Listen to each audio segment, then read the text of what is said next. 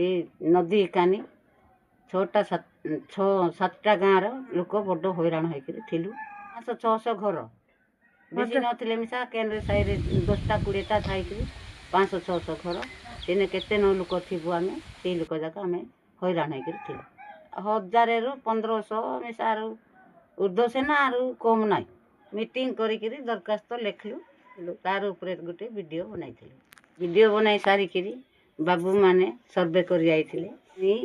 ଅଣ୍ଟେ ପାଣିରେ ଯାଉଥିଲି ନଦୀ ମଝିରେ ମୋତେ ଏ ମା ଅଟକା ଓହାନେ ର ଠିଆ ହୋ ବୋଲିକିରି ମୋତେ କହିଲେ ଆଉ ତୋତେ ଫଟୋ ଉଠେଇବୁ ଏତେ ହଇରାଣରେ ଆଉଛ ବୋଲିକିରି ଆର ସେମାନେ ବାବୁମାନେ ମିଡ଼ିଆ ବାଲାମାନେ ଆଇଥିଲେ ଫଟୋ ଧରିକିରି ଗଲେ। ତାପରେ ଶଙ୍ଖ ସାକ୍ସନ ହେଲା। ମାଟି କାମ ସେ ଏଇ କାନି ଆମର କାନି ଟିକେ ଅଛି ସେ କାନି ମାଲା କାନି ସରିଯାଇଛି ଏ କାନି ଟିକେ ଅଛି।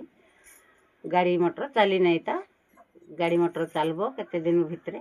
ଆମେ ଏବେ ବହୁତ ଖୁସି କିଛି ହେଲେ ପାଉନଥିଲୁ ବଡ଼ ହଇରାଣରେ ଚାଲୁଥିଲୁ। ମୋର ଗାଁରେ ଶଙ୍ଖ ନଥିଲା ବୋଲି ଯିବା ଆସିବା ପାରିଲୁ ନାହିଁ ବୋଲି ମୋର ଛୁଆ ନଷ୍ଟ ହେଲା। ଥିଲୁ ବୋଲି ମିଟିଂ କରିକିରି ଦରଖାସ୍ତ ଲେଖି କରି ଦେଲୁ।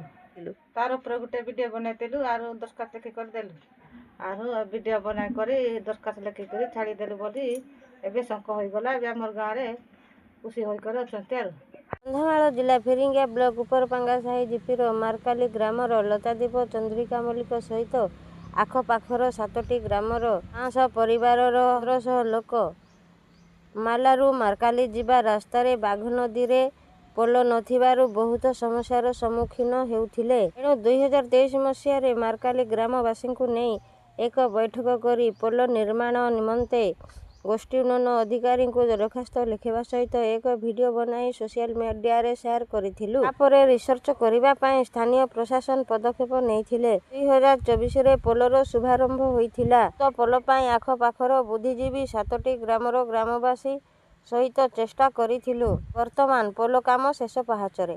ମୁଁ ପୁଷ୍ପଲତା ସାହୁ କନ୍ଧମାଳ ଜିଲ୍ଲାରୁ।